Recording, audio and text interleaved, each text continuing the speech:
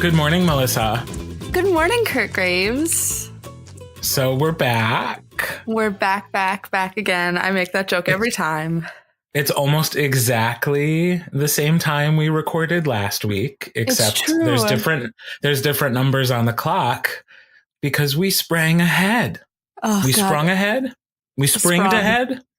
We sprung. Past tense spring ahead. I hate doing it. Here we are. Time. Doing another morning recording. Again, my fault. Well, because you're doing something fun later. I am. To appease a child. I am. I love appeasing children. Who could get mad at that? No, I cannot get mad at a tiny, adorable toddler who invites me somewhere. But so, that being said, we are also joined by a special guest today, Jed the cat. He is awake and living his best morning life. Part of me wonders if I should have taken his collar off because it would make him make less noise. Because it's the sound of both his bell and the little tag on his collar that says trophy husband. That make him noisy. Oh, God. Kirt was just making fun of me before we started officially recording because I have a little contraption in our front window that's basically a hammock for my cat to hang out in while he watches the squirrels and birds that live in the tree outside of the front of our house. But I refuse to apologize for how much I love our cat. And you have to admit, it's too late to apologize. It's too late. You have to admit that you've met worse cats. Like, what do you mean worse? Like cats that are awful and mean and not kind. And my cat is basically just a cuddle dog. I guess. I don't meet a lot of cats. That's fair. You tend to avoid them when you can. I do. Well, so I respect that he respects my personal space when I come to your house. Yeah. So that's good. He knows to avoid you. Yeah. But how was your week, Kirt Graves? My week was good. Yeah, we had a fairly mild weather week, which was nice. I didn't have to use the snowblower at all, so that's exciting. And other than that, I worked and that's it. So, yeah, it was a real fun and exciting week for me. How about you? I guess it was also exciting in its own way. On Tuesday, my lovely, beautiful hetero soulmate, Katie, went to the doctor and found out she had influenza A. So a lot of the week was just quarantining myself into my bedroom when I wasn't at work and then taking care of her when I could. I also didn't go into coach at all this week to avoid spreading any germs and illness to my students. And so far, I have not caught the influenza A because we've been very careful about it. So, yeah, just really glad to not be sick.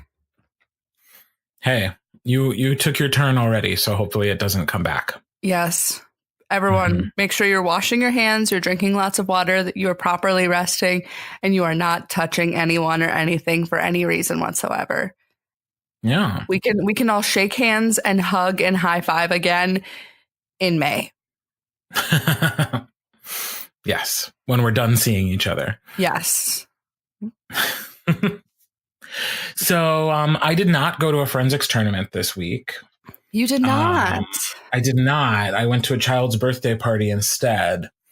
And how was Appleton Xavier's Hawks Next tournament invite? It was yesterday? Delightful as always. Mariah does a great job. I spent the day working the intake table with Mark Oddie and then also Dana Krause from the lovely northern area, as I love all of my northern friends. And so it was just mostly me making fun of Mark for like 8 hours, which I loved. That could be fun. He seems a good sport about those sorts of things. Yeah, and neither of them really had a lot of intake table experience. So it was really fun just to make fun of Mark's inefficiencies. But then I also got to judge a few rounds for Mariah just because her judge pool wasn't the most massive. So I got thrown into info prelim round, which was delightful. I had my multicolor pen and let the students pick which color I was going to fill out their critique sheets in, because that's the mood that I was in. You're one of those fun judges. I was such a fun judge. Don't even come for me. And then I also judged the poetry final round, which was really fun. But it was a great day. I just liked hanging out with everyone as always and just getting to hang around with Mariah. For a majority of the day, I was the only other female working in her tap room, which I like. The people are getting better at, and I mostly was just sitting outside with Mark. So, but hey, guys, when you're thinking about your tap rooms, like think about making sure that you are like you got diversity and whatnot if you can, both in gender and in people. It's a good time. Happy International Women's Day. I mean, really. Yes, it was. And it should be every day, but every day is White Male Privilege Day instead. By the way, happy White Male Privilege Day. Thank you. Thank you. I make sure to tell you every day. But yeah, Xavier is a beautiful campus, as we talked about last year. And so it's just really nice to be there. Mariah's husband, Chad, does an amazing job with the food and keeping it all stocked. Her mom makes a bunch of baked goods. So I got to have a delicious chocolate cupcake yesterday. It's it's the non-vegan thing I treated myself to. And it was just a great day. I just really like that tournament. It makes me happy. And then I came home and fell asleep on my couch and then stayed up way too late watching Cool Runnings with my roommate. What a week. Also, if you have not watched Cool Runnings lately, that movie solidly holds up as a great sports film. I went in thinking it was going to be super problematic and there were going to be a lot of issues, but there were only 1 or 2 moments where I felt really uncomfortable, and the rest of the time I was just giggling / crying. Because I will take your word for it. You don't want me to lend you our DVD copy of Cool Runnings? Oh, I'm good. Thank you. Do we even have a DVD player? I wouldn't know how to play it. Oh no. Yeah. But yesterday was also a great day for me because even though it's sort of a weird tournament day, I had a lot of underclassmen break to power rounds for the first time yesterday, which was just really fun and made my heart really warm. So it was a great day overall. I very much enjoyed myself. I am a little bit forensics burnt out. Like on the bus on the way there, I was like, I don't know how I'm going to get through this day. And then like 20 minutes into the hustle and bustle and saying hello to everyone, I was like, okay, yeah, now I know why I'm here. Right. This is my thing. Right. These are my people. I just need to have coffee. It's true. It's an important element. Very important. And you sent that lovely photo of like the sunrise as you were headed to the bus in the morning. Oh, such a good sunrise on my walk. I mean, first I immediately slipped and fell on the ice outside of my house, like literally stepped onto the public sidewalk and bit it, which was cool. But then it was made up by a beautiful, ridiculous sunrise that I just like stood in the middle of the street to take a picture of to send you and Antonio. And you were somehow awake because your brain was like, we'd like to be awake anyway. Mm-hmm. It's not a forensics day for us, but we're going to be awake. Just a normal wake up time, honestly. Sleeping always. Yeah. So, but yeah, it was lovely to see that because we don't get great sunrises or sunsets like from my neighborhood up here. It's not like when we used to live close to the lake and we got to see that. So that was really nice to see. Oh, I'll try to send you more sunrise photos, even though I'll miss them now with daylight savings time. They'll have already mostly risen. They will have rizzed. They will have roasted. Are there any, do you have like a best thing you saw this week or one round of info not enough to cull Yeah, I mean, the round of info that I saw and the poetry round that I judged were great, and they were like overall just really like solid rounds. We're at that place in the season now where like everyone's getting into their strides, and it's getting harder and working the intake. There are a lot of judges coming back saying, "Oh, that was so tough. That was so good." Like we're at that place now, which feels good, but also makes judging a little bit harder. I'm trying to think of like joking best thing I saw this week. No best thing. That's okay. There doesn't have to be. I mean, Mariah Irvin's beautiful smiling face, probably. Ladies and gentlemen, Mariah Irvin. Okay. Well, I did not have a tournament recap this week, but next week I will have 2 for you. Ooh. So, because I am judging a WHSFA districts tournament at Bayport High School on Thursday, and then I am judging at Wapaka on Saturday. And I will be at Arrowhead, so you're getting 3 tournament recaps, y'all. It'll be crazy. That coo noise from Drag Race just played. Okay, fair enough. Let's just jump into it. Let's talk about our topic of the week. This week we're talking about special occasion. Yes. Or as some people like to call it, speckok. Or as we used to put on Power Round posters when I was in high school, a parrot with a word bubble that said speckok. Yep. For us, it was a chicken. Yeah. Speckok. Oh, sure. Okay. Yep. Maybe it was a chicken and I just don't know cartoon birds. I mean, our unofficial team mascot is a chicken because our school mascot is the Red Wings, and we're just so quirky. So everything for us involves chickens. Okay, we're not having another conversation about birds this week, so we're gonna cut that off there, and we're gonna move on. Do you have the definition of special occasion speaking? I don't ready have it to go right away. Oh, I'm so thrown off. Also, sorry to everyone I saw yesterday and said that we were talking about something different today. Oops. All right. Special occasion is kind of a long one. No apologies, no excuses. We get to change our mind. This is our podcast. The WFCA defines special occasion as the challenge to the speaker is to make an appropriate presentation that responds to the constraints of the occasion, including the probable audience, in considering,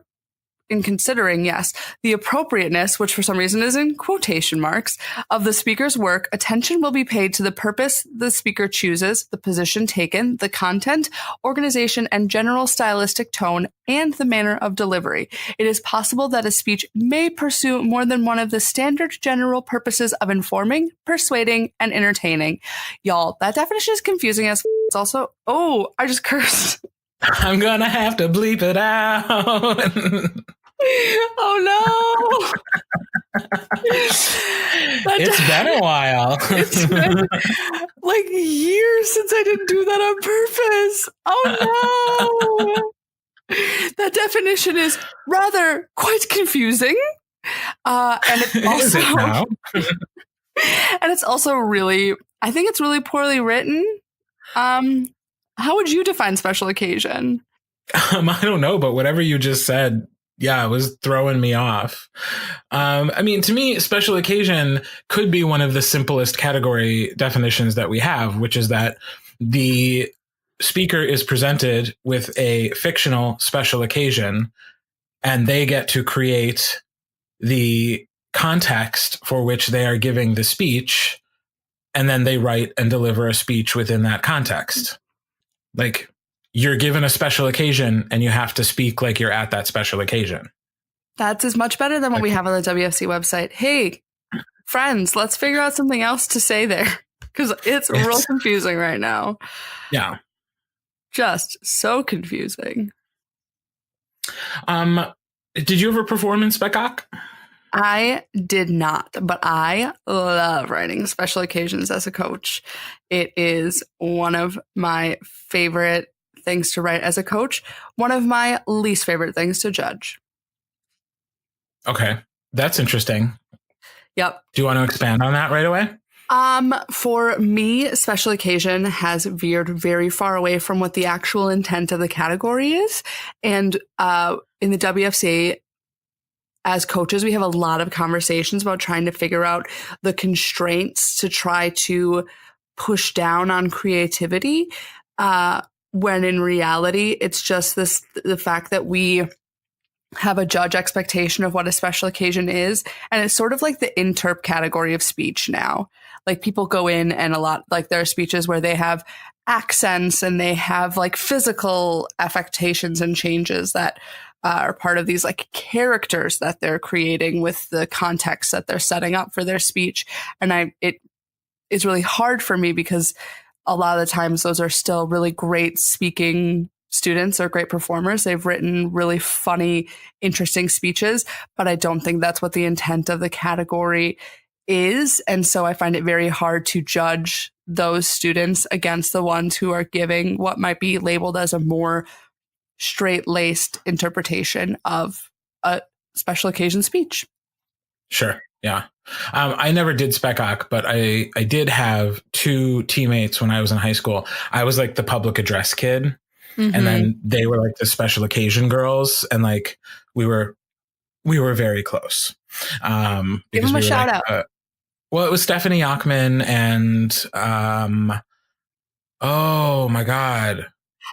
This is weird because I'm remembering it was Molly Tollefson is her name now, but that's her married name. And that wasn't her name when we were in high school. Van Deelen, Molly Van Deelen. There you go. I was like, it's so weird because now on Facebook, I only see her married name. And I was like, wait, what was her name in high school again? What was her other name? Yeah, what was her name when I knew her well? So that was like, I mean, obviously the other half of my brain, Stephanie Ockman, wrote amazing special occasions and won for her freshman and sophomore year in that category.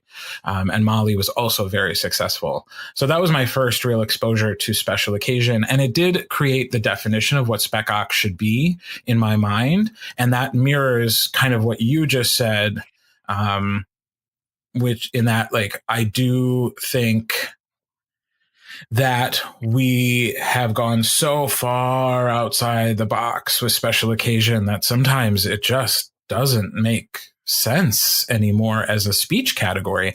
Yeah. And I've often heard coaches describe it as like that unique category where it's half interp and half speech, which I respect those coaches who have said that, but I don't like that. No, I don't think either. I don't think that's right. And I think the way that I have approached that with my students has been to always add the extra caveat that this is a special occasion and you have to imagine yourself at some point in your natural life giving this speech. And then that tends to like bring it back to earth, sometimes literally, because like there have literally been people who've done very well on special occasion pretending they're like the president of an alien race giving their concession speech or something like that, you know? Which again shows great creativity and great creative writing, and none of those things are bad things. But if we're gonna focus on what it means to teach a child how to become a better, more capable adult, and we're going to teach them how to communicate in different settings, then I think special occasion should really add something to its definition or totally change its definition, but include the caveat that like the speaker should imagine him or herself or their self giving the speech in their natural lifetime. Meaning it can't happen 200 years from now because we haven't figured out a way to live 200 years yet, you know? And I don't want it to sound like we're trying to like stifle creativity. It's just the fact that there are some students who are being coached to give one kind of special occasion speech. And then there are some students who are being coached to give another, and it makes it hard on judges and it makes it hard on students. I had to have a conversation with one of my regular special occasion speakers this year. She was like, I just want it to be like a stand-up routine. I just want it to be so like big and funny. And I was like, that's not what special occasion is for though. Like, unless the special occasion is give a stand-up routine. Yeah, which none of them are. None of them are this year. So it makes it difficult for me to try to feel like I am trying to encourage students into a speech category. And I have students who are these great personalities and they're charismatic and they're engaging naturally. And so special occasions is a great place to send those students, because when you are at a opening for a new building or you are at an event where people are giving speeches, the ones that you remember that are good are charismatic, engaging speakers. And so I want to be able to send students there who I know are going to give great, engaging speeches. But when they are going in with my coaching, which is so different from someone else who's coaching their kid to go in there and have a wacky personality and like be a pirate with a peg leg and a pet parrot, it makes it really difficult to have that student come back and say, I'm doing only just okay in special occasion because my speech is so different from these other ones. And then I feel bad because I don't know if I'm supposed to be changing my mind or if those coaches are supposed to be changing yours. And it's a conversation that we have, like you and I have both had with lots of other coaches about seeing this category just shift and morph, which is totally natural and totally to be expected in forensics overall, but it has just made things very difficult in our association. And it's a conversation we've been having basically at every meeting where we talk about like what we need to change and alter for like 5 years now. Mm-hmm. Yeah, I mean, I do think there's a conversation to be had around fairness.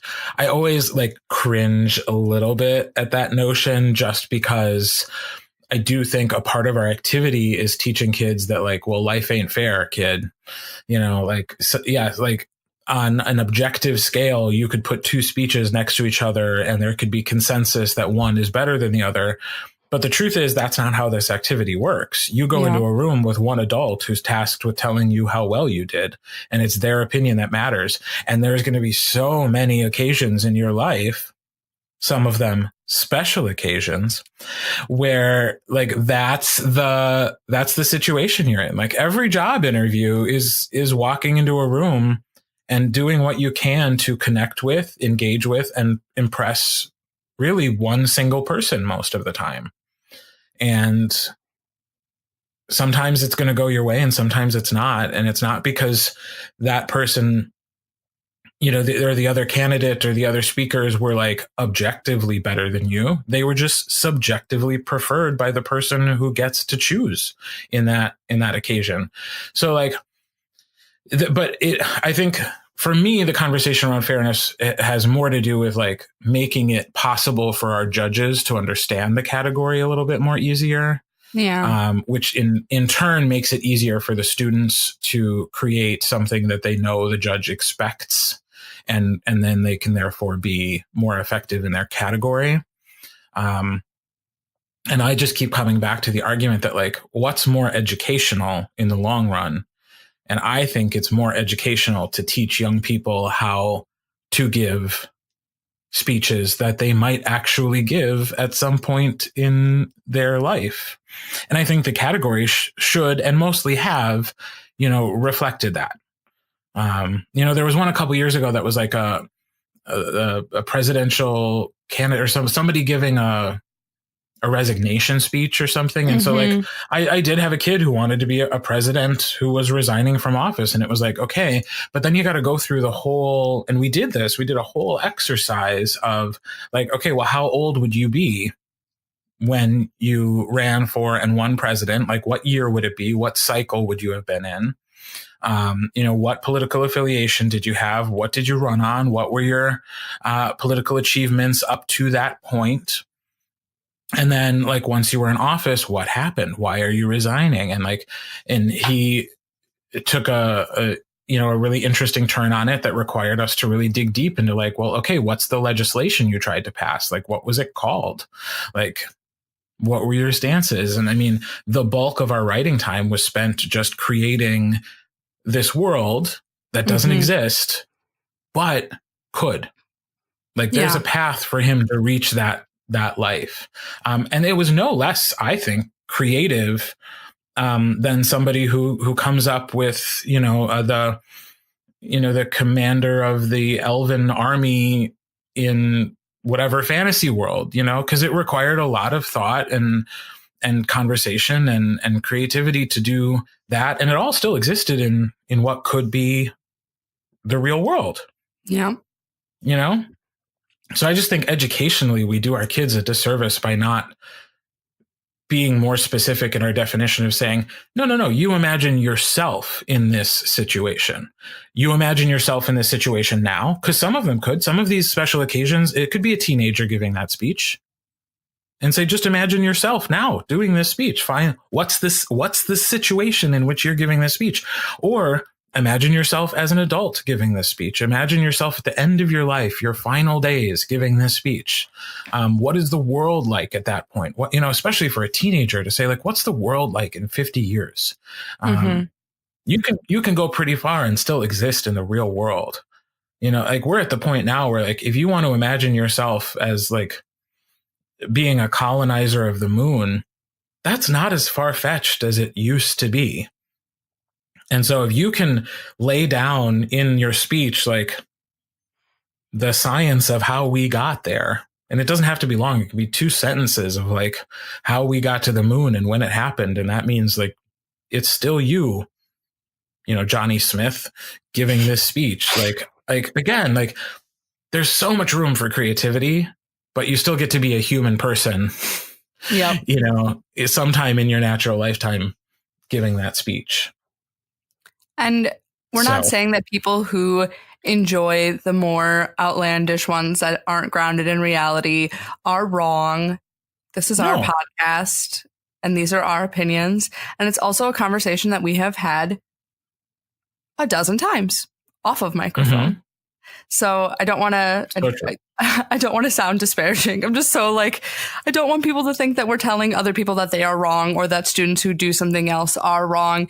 It is just this category for me as both a coach and a judge can be very difficult because of how different expectations are for everyone involved. Mm-hmm. So. Yeah, no, this is not at all a criticism of people. It's a criticism of the rules, really. That's just how I feel. That's just so. And I will say too that like when I'm judging it, I do my very, very best not to let that influence me. Like, no, I do try to look at like, well, okay, what is this speech? And then I judge it for what it is, not judging it for what I wish it were. Yep. Which is a good lesson to learn. It's difficult. And even it, for me and for many people who've been doing it much longer than me, you still need to like have that little conversation with yourself at the beginning of the round. And as you go through the round and be like, okay, whatever my gut reaction is to this, it's not my place to judge what it is. It's to judge how well the student has executed what they're executing. Mm-hmm. So, and that is made more difficult for our judges when there are wildly different outcomes, like final products in the same category. Anyway, so now that we've dissected our thoughts on the category itself, let's talk about how to be successful in it, shall we? I think we've talked about how that can be really difficult, but special occasion is difficult because it's only 6 minutes, but that's a realistic amount of time you would be giving a speech in public. Like people aren't they're not Trump at CPAC talking for 2.5 hours. Like most people are speaking from anywhere from 3 to 6 minutes. So it's figuring out how to make every moment of those 6 minutes count, and figuring out the best way to engage your audience almost more than any other speech category. Your audience is so important when you are writing your speech and you're figuring out where you are setting up the context of your speech, because a speech that you're giving as this year running for a school candidacy is going to be very different from the speech that you would be giving as a recruitment speech. So figuring out like the students who are coming and have the defined audience and they have a defined tone for their audience, I think are the ones who are most successful because it's something other kids don't think about. Mm-hmm. Yeah. And for me, like just like an acting exercise, like if you're going to do improv or you're going to write a play or something like that, like, or you're trying to build a scene with a character, with an actor, like part of the questioning process for me, as I kind of described already, is like, well, what was happening right before this moment? Like, what is this person's background? If it's you, as I coach my students to do, like, what has happened between your point now as a 14-year-old and you at the age of 37 or whatever it is you're giving this speech? And I do think like having some conversation about context is super important, because it will help you write a better speech. And it's a fun exercise. It's also a great thing to do when you're at this place in the season where you've practiced a ton and you've given your speech over and over again. Just sit down and have a conversation and just sort of build that world around it, just to set yourself back to where you would be. You're giving, Are you running for class president? Show me what show your coach what your slogan would be and show them what your posters you would hang around the school would be. Is it a ribbon cutting? Tell me about the people that you would be inviting to your ribbon cutting that you don't already talk about in your speech. Use those exercises outside of just practicing your material over and over again. Mm-hmm. Have fun. Do think, yeah, exactly. And I do think like to speak to your students' desire to have like a humorous speech, humor is often a great element to add to any kind of speech. Being able to make your audience laugh is one of those ways to like engage an audience that works so quickly, but you got to be good at it. The joke has to be thoughtful. It can't be offensive. And also there are times when a joke is inappropriate. Like the previously mentioned resignation speech. Like I remember my kid wanting to add a joke and I was like, is this the time to make jokes? When you're stepping down from the presidency of the United States of America? Is now the time? And he was like, oh, I guess not. And I was like, good answer. Because no.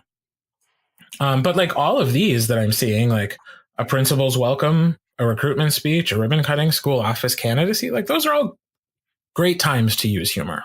Yep. But that is when you need an audience to be able to tell you if your joke is actually funny and if you're delivering it well. You need to work with a coach, or you need to work with, preferably you're doing with a coach and with some peer coaching with other students, like tell the joke, see if it's funny.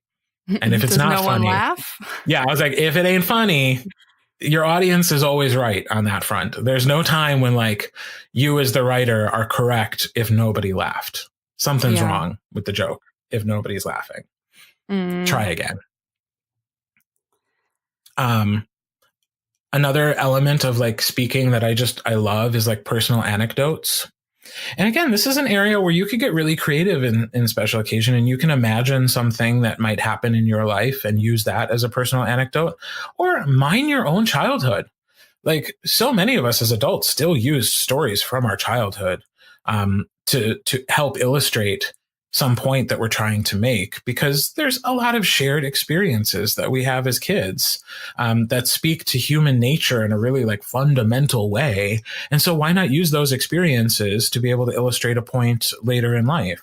You can do that as a teenager. You can do that as an adult. Just think about your childhood and what personal anecdote you might be able to bring to the table. And I think if it's really something from your childhood and it's a story you're telling that actually happened, I think it's just easier to make your audience feel that and relate to it. You might be a very good writer and speaker and be able to trick an audience into thinking that something actually happened in your life that didn't, but it's so much easier to just use something real. And also, your judges aren't dummies, guys. Like if you reference a story from your college years in your speech, like, well, they know you're making that up. Yeah. And it might be a very good story, but like we as human beings can't disconnect logic from our judging. And so like We know when you're telling us a story about your college years or like when you had your first child, we know you're not telling us the truth. You're playing pretend. You're playing pretend. And like that's part of the nature of the category. And so like that's not against the rules. I do think it makes it harder to like connect with the judge. And so my advice to my kids has always been like, mine your real life for that anecdotal gold rather than trying to make something up that you think is just more interesting. It doesn't have to be a huge, interesting thing that happened to you to be relatable and be effective. But there's something to be said for the fun that is sort of the aspirational anecdote when a student is like, when I won my first Tony Award, and you're just like, yes. Mm-hmm. You've got that vision board, and I am watching you lay that vision board out in front of me. And so those things can be fun, but you have to be able to do so convincingly. Like, I have to believe that you won that Tony Award. Would you encourage your student, though, to like do a whole paragraph about like what winning that Tony Award was like? No. Right. Like using that as like a when I won my Tony Award, like 6 sentences to help build the world and create context. Yeah. I thought back to when I was in my freshman production of this thing and someone believed in me. That's what we're talking about in the idea of like bringing us to your reality. Exactly. Make up the world of being an actor who wins a Tony Award, but then tell us the story about, you know, the first time you stepped on stage in your school play or your church play, you know, and that spotlight hit you and you loved it. Like mix your real world in with your fake world, with your aspirational world, with your dream board world. And we can't help but as judges to connect with you a little bit more and to like you a little bit more when there's authenticity there. Yeah, it shows when you are authentic, you are also showing vulnerability, and like humor is not the only way to be engaging with an audience. Like it is not the only way to be engaging. Bringing us in and helping set us up to have empathy towards you, whether it is feeling bad for you because you've done something really self-deprecating or because you've made yourself vulnerable in front of your audience, that is another way to engage us. Yeah. Agreed. So in special occasion, I think we've already sort of talked about this, but one of the main things that students can take away from this category is that in your life, you done got to give speeches at various special occasions. Places in your life where you have had to give a speech that you had to write ahead of time. For me, maid of honor speech, maid of honor toast / speech. Yeah. I presided at a wedding. I had to do a whole like homily about the couple. Mm-hmm. Toast at my dad's promotion. His military promotion, I had to write a little toast to give as part of his thing / like an acknowledgement / congratulatory speech. I don't just give toasts, but I was going to say the greatest job I ever had was working for a mission trip organization. And part of the job was getting up and giving like talks at the end. It was at the beginning of the day to like inspire them to go out and do work. And then at the end of the day to like, synthesize everything that they were interacting with during the day. And like, it was a faith-based camp. And so we were also bringing it back to like, you know, our faith and community and service and all of that. And so like part of my job, like all day I worked in the kitchen to feed kids. And then at night I had to get up on stage and give like a 30-minute talk about my life and my faith and try to like impart some wisdom and tell some story and make them laugh. So like that was a time I had to use my speech background. I recently had to pitch to a large corporation here in Sheboygan to potentially sponsor and give a grant to my team. So it was a lot of me laying out not only facts about our budgetary needs, but also giving anecdotes about how great my students are and the achievements that they did and the things they gain outside of our category or outside of our activity that are not just trophies. So there was the level of persuasion in there. Mm-hmm. Yeah, I worked as a salesperson for several years and drove all over the country, basically giving sales pitches, like standing up in front of people and doing presentations, and also having to do them online and still try to be engaging, even though you don't get to interact with your audience. I am the program assistance chair, so I lead coaching clinics every year, one like large ones at the fall meeting for a majority of the association, but also I lead small ones in person where it's just me and a few people. And I also lead them online where it's me getting out information on behalf of our association, but also taking in information and thoughts and complaints and compliments from other people to be able to then give those thoughts and feelings to the executive board at large. Mm-hmm. Like, these like special occasion speeches are things we do in our life, and I think it is the category that translates. This off? Because my next one was a humble brag, and I needed to get this one out there. Oh, do you have any more?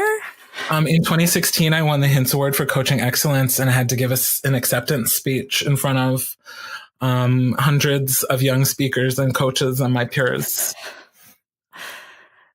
And you cried. Did I? Yes. Nobody has that on film. I was sobbing. It's fine. And then the following year, I had to present the award to somebody else. So yes, even speech coaches got to give speeches, y'all. Even speech coaches, we give them like, and not to mention, not for nothing, the pep talks we've had to give our kids throughout the years, or other people's kids, or just like, or other people's kids, or even just giving information at these meetings where we like need to communicate with teenagers. And teenagers, if you're listening, spoiler alert, you're terrible. You're like bad. The worst audience for an adult to try to impart information to, especially after, like at the end of your school day. Like you burnt out. You do not want to listen to us. We get it. We still need you to understand, like, hear us. And so we use a lot of our speech and communication skills to try to impart information to you that otherwise would take 2 minutes, but somehow takes 20. Kirk got feelings. But I think that this is the category in forensics that translates the most directly to real world, because we're giving you real world examples of places that you would have to give these speeches. And so it's a category that goes sort of underutilized. The numbers have started to dwindle in our association, and yet it's such an important skill to have. And so, hey guys, try special occasion. If you're an interper who's having difficulty climbing your way up the ranks in a pros pool, like bring your engagement and your charisma to special occasion. Like, yes, you have to write a speech, but it's only 6 minutes long. Mm-hmm. There are 4 prompts within which you have to write the speech within. And we've given you so many great tips on how to set yourself up to write and give a great one. Right. And as somebody who started doing public address and had 4 prompts to choose from, I loved it. It was so great as a freshman to be able to just answer a question instead of having to come up with something entirely on my own. It was like, oh, here's a prompt to kind of like get me going in the right direction. And you know what? It didn't mean that like there were a bunch of people up there giving the same speech because we were answering the same question. Far from it. Like there's still a huge variety of opinions and styles and deliveries, regardless of which prompt you choose. So I have joked in the past about getting rid of special occasion just because I'm bitter and I thought public address was a better category. But I would never actually vote to get rid of it. But I would vote to change the rules and to make it more educationally valuable, in my opinion. And then once it's that, I think it would be more popular, and I think more kids would do it, and it would be more competitive, and it would be more interesting for judges and more valuable for students. You can get an amen on that one. A second. Seconded. So moved. Oh, so moved. So, well, maybe sometime in the future when I'm actually a member of the WFCA again. In the meantime, we'll just keep judging, and you keep coaching your kids. And at some point I'll have kids again, and and be able to give them these rousing pep talks in person. Or maybe just refer them to the podcast because. Oh, yeah. You don't have to give it again. Be like, I already recorded a podcast about this. Go sit in the corner and listen to it. Come back to me when you're done. Yeah. It'll be great. They'll love that. So in your time as a judge / coach, have you had some special occasion speeches or like approaches to topics that have really stood out for you? One that I reference back to was a student giving a presentation to some semblance of a charity, and she chose the Planned Parenthood of Wisconsin and talked about all of the things that the organization does that people don't realize or don't acknowledge or we don't talk about as publicly as we do their like contraceptive services.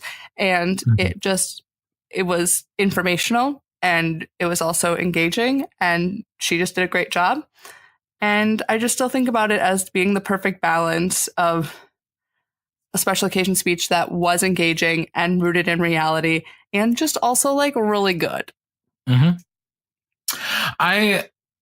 Like I said, the ones that really still stand out to me all these years later are like what Molly and Stephanie wrote in high school, because they really were excellent. And like I said, they won a lot. And so it was a consensus. It's not just my opinion. They were very, very successful competitors, including 2 state championships for Stephanie Achman.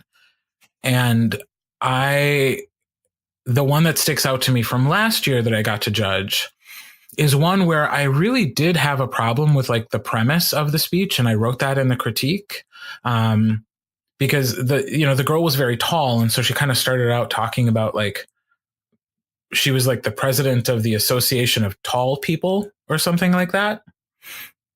And I was like, interesting. I wonder if this is actually a thing. Like maybe it could be. It's not so far outside the realm of possibility that it's fake, but it's like, okay. Maybe. But then really like, her speech was about her grandmother, who was also very tall, and like what it meant to her to be someone who carries on the legacy of her grandmother. And I was like, there's the speech. I was like, why are we making up this weird organization when you could just find an excuse to talk about your grandmother? That's so much more satisfying and less silly, And so like, I remember like, being initially confused, but like 90% of the speech I was just in love with because it was so well written. And I did not know if she was talking about a real person, but because she was a teenager talking about a grandmother, it could have been real. Like I couldn't question the validity of a young person talking about, their grandparent. And it was beautiful. It was just a really well written speech. And I found out after the fact, totally made up. The whole thing was fake. So it is possible to write really effective speeches where you don't actually know the person, but she spoke with such eloquence and such clarity about this person, she may as well have been real. And she got to me. But she did throw me off at the beginning with a little bit of a silly thing. I was like, why is this even here? So I do remember that speech from last year. And I think she did very well throughout the season. I remember seeing her on stage a lot. So she was quite successful. I love Spec Ock.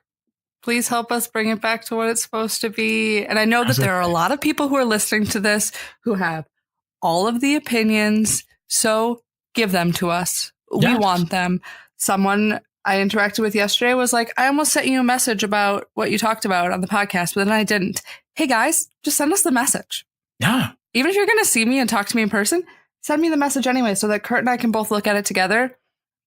And then we can talk about it on the podcast, because I would also love to do follow-ups to the things that people are telling us about these episodes, because we have this conversation, you and I, and then the next tournament we're at, everyone wants to talk to us about it in person. And so I would love to help disseminate some of those ideas that you all are sharing with us.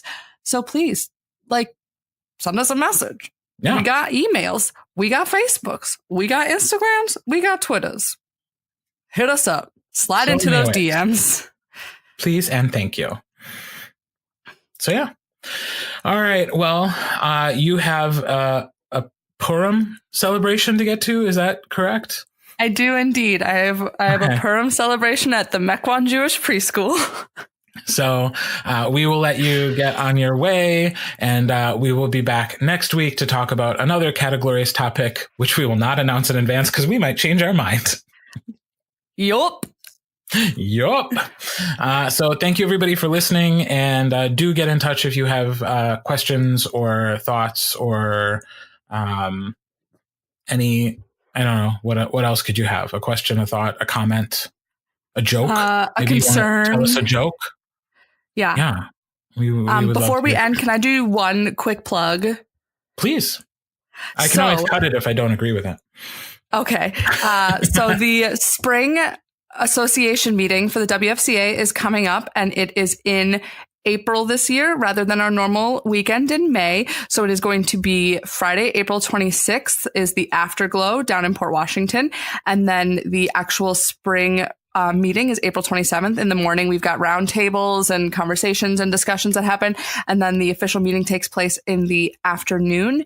There's all sorts of information. There's information. We got information. There's information about that on the website. Also, if you are someone who is thinking about submitting a proposal for us to discuss as the association, proposals are due to our webmaster, Scott, by April 7th. So the only way to get us to discuss it at the meeting is if you get it in before April 7th.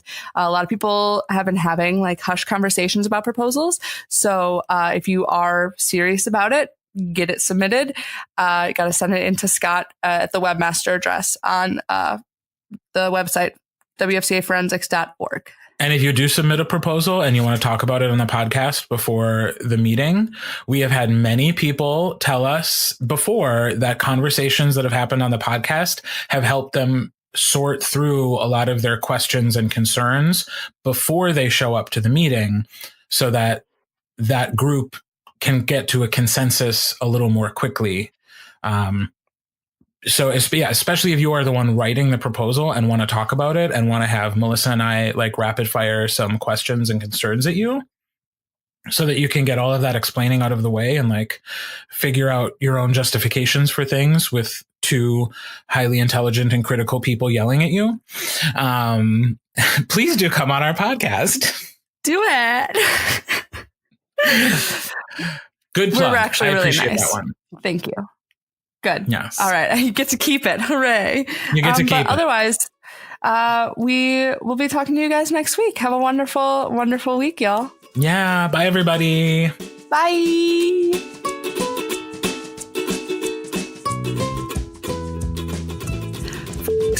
Proudly produced in Wisconsin, the birthplace of the National Forensics League. Our theme song was written and performed by JJ Hameister. If you're a fan of Forensics Faces, the best way to support the podcast is to leave a 5-star rating and review on Apple Podcasts. You can get in touch with Malyssa and me by emailing listen@forensicsfaces.com. You can also find links to all of our social media accounts and online merch store by visiting forensicsfaces.com. I'm Kirt. And I'm Malyssa, encouraging you to listen, think, and speak. Preferably in that order.